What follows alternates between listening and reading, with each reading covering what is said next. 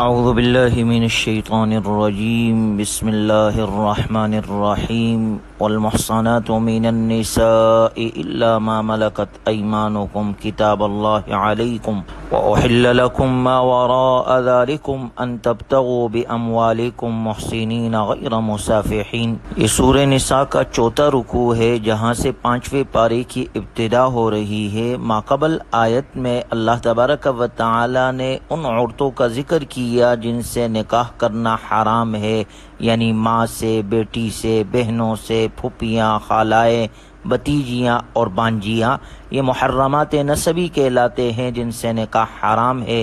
اسی طرح دوسرے نمبر پر محرمات رضاعی ہے، یعنی رضاعی ماں سے، رضاعی بہن سے، رضاعی بیٹی سے بھی نکاح کرنا حرام ہے۔ تیسرے نمبر پر حرمت مصاہرت ہے، یعنی بیوی کی ماں سے، پھر اس میں نانیاں، پرنانیاں سب آ گئی، ان سے نکاح حرام ہے۔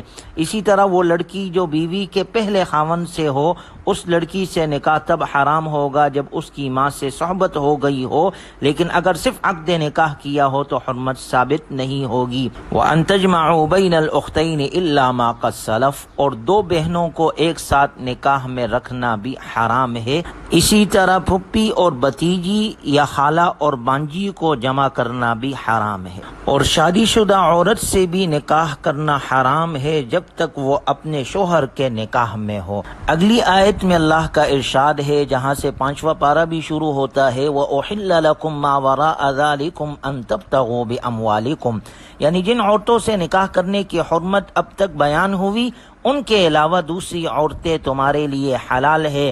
مثال کے طور پر خالہ اور چچا کی بیٹی، اور اسی طرح ماموں ذات اور پھوپھی ذات بہن، اور اس کے علاوہ جتنی عورتیں ہیں ان سے نکاح کرنا حلال ہے، لیکن حکم ذکر کیا ان تبتغوا باموالکم، کہ اپنے مالوں کے ذریعے سے نکاح میں لانے کے لیے عورتوں کو تلاش کرو جس سے نکاح کرنا حلال ہو۔ اس سے معلوم ہوا کہ نکاح میں مہر ہونا ضروری ہے۔ اگر مرد عورت بلا مہر کے آپس میں نکاح کے لیے راضی ہو جائے تب بھی مہر لازم ہوگا، جس کی کم سے کم مقدار امام ابو حنیفہ رحمہ اللہ کے نزدیک 10 درہم ہے۔ مہر کے بعد اللہ نے نکاح کا مقصد ذکر کیا ہے، محسنین غیر مسافحین، بشرط ہے تم ان سے باقاعدہ نکاح کا رشتہ قائم کر کے عفت حاصل کرو، صرف شہوت نکالنا مقصود نہ ہو۔ مقصد یہ ہے کہ نکاح ایک دیر پا تعلق کا نام ہے جس کا مقصد صرف جنسی خواہشات پوری کرنا نہیں بلکہ ایک مضبوط خاندانی نظام کا قیام ہے جس میں مرد اور عورت ایک دوسرے کے حقوق اور ذمہ داریوں کے پابند ہوتے ہیں، اور وہ اس رشتے کو عفت اور عصمت کے تحفظ اور بقائے نسل انسانی کا ذریعہ بناتے ہیں۔ صرف شہوت نکالنے کے لیے ایک عارضی تعلق پیدا کر لینا، خواہ وہ پیسے خرچ کر کے ہی کیوں نہ ہو، ہرگز جائز نہیں، جسے متع کہا جاتا ہے، جس کا بعض گمراہ فرقوں میں رواج ہے۔ متع مخصوص وقت کے لیے کیا جاتا ہے، اس سے عفت اور عصمت مقصود نہیں ہوتی اور نہ اولاد حاصل کرنا مقصود ہوتا ہے، یہ محض شہوت کے لیے ہوتا ہے جسے دائمی طور پر قیامت تک کے لیے حرام کر دیا گیا ہے۔ چنانچہ ازدواجی زندگی کے احکام ذکر کرنے کے بعد 5ویں رکوع میں اللہ تبارک و تعالی نے سارے احکام شرعیہ کی حکمت بیان کی تاکہ دل مطمئن ہو اور عمل کرنے کا جذبہ بیدار ہو۔ یرید اللہ لیبین لکم ویہدیکم سنن الذین من قبلکم ویتوب علیکم واللہ علیم حکیم۔ اللہ چاہتا ہے کہ اپنے احکام تمہارے سامنے کھول کر بیان کر دے اور پہلے لوگوں کے حالات تمہیں بتا دے اور تمہیں معاف کر دے، اور اللہ بڑا علم والا اور بڑا حکمت والا ہے۔ واللہ یرید ان یتوب علیکم ویرید الذین یتبعون الشہوات ان تمیلوا میلا عظیما۔ اللہ چاہتا ہے کہ تمہارے حال پر توجہ فرمائے، اور جو لوگ خواہشات کے پیچھے چلتے ہیں وہ چاہتے ہیں کہ تم سیدھے راستے سے بہت دور چلے جاؤ۔ یرید اللہ ان یخفف عنکم وخلق الانسان ضعیفا، اللہ چاہتا ہے کہ تمہارے ساتھ آسانی کا معاملہ کرے اور انسان کمزور پیدا ہوا ہے۔ ان آیات مبارکہ کے نزول کا مقصد ایک تو یہ ہے کہ تمہارے سامنے حلال اور حرام، نیکی اور گناہ، اچھا اور برا واضح کر دیا جائے۔ دوسرا یہ کہ تمہیں گزشتہ انبیاء اکرام علیہم الصلاۃ والسلام اور ان کی اقوام کے حالات بتائے جائے تاکہ ان میں سے جو صلاحات ہے تم ان کے راستے پر چلو اور گمراہوں کے راستے سے بچ کر رہو۔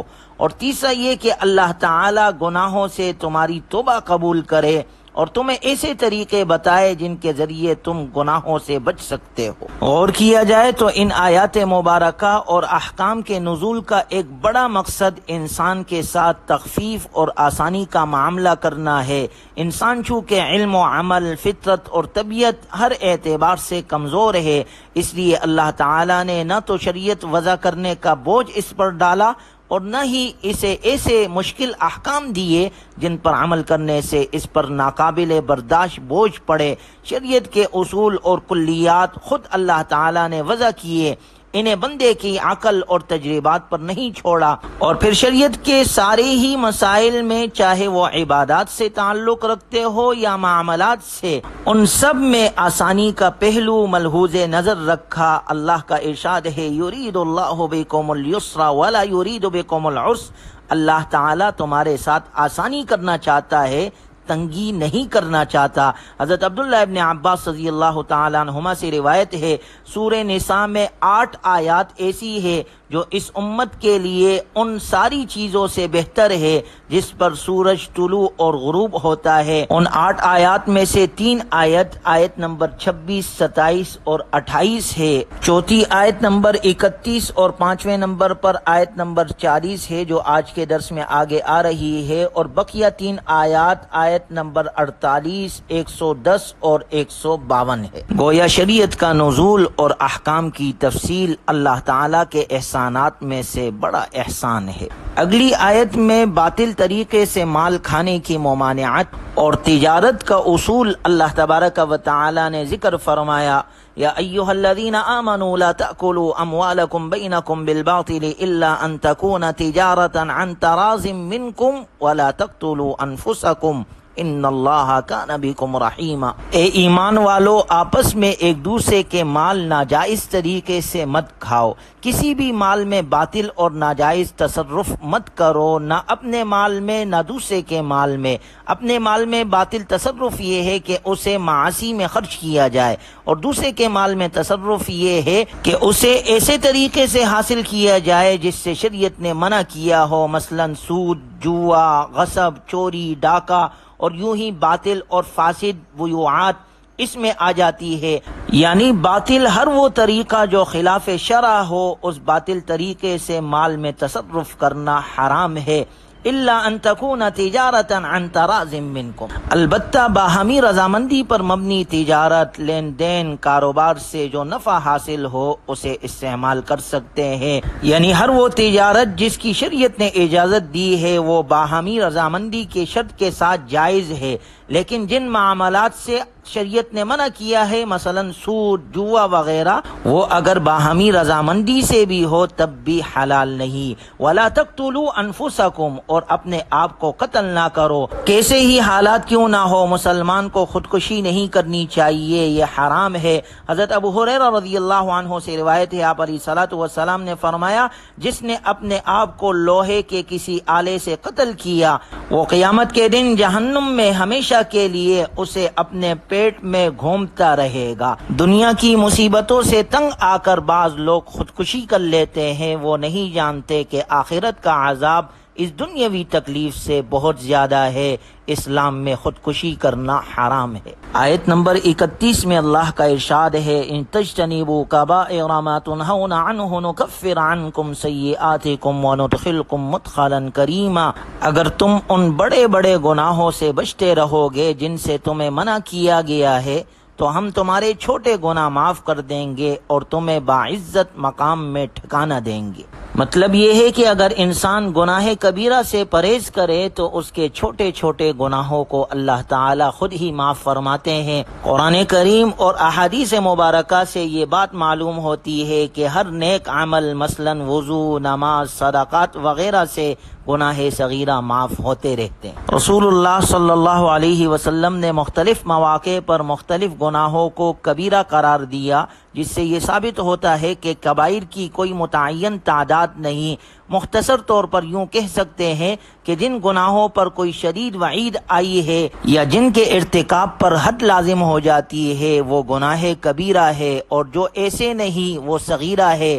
یہ بھی کہا گیا ہے جو گناہ ندامت کے جذبات کے ساتھ کیا جائے وہ صغیرہ ہے، اور جو دلیری کے ساتھ کیا جائے وہ کبیرہ ہے۔ اللہ تبارک و تعالی ہمیں گناہ صغیرہ اور کبیرہ دونوں سے محفوظ فرمائے۔ اگلی آیت میں اللہ کا ارشاد ہے وَلَا تَتَمَنَّوْا مَا فَضَّلَ اللَّهُ بِهِ بَعْضَكُمْ عَلَى بَعْضٍ، اور جن چیزوں میں اللہ تعالی نے تم کو ایک دوسرے پر فوقیت دی ہے ان کی تمنا نہ کرو۔ بعض خواتین نے اس تمنا کا اظہار کیا کہ اگر وہ مرد ہوتی تو وہ بھی جہاد وغیرہ میں حصہ لے کر ثواب حاصل کرتی۔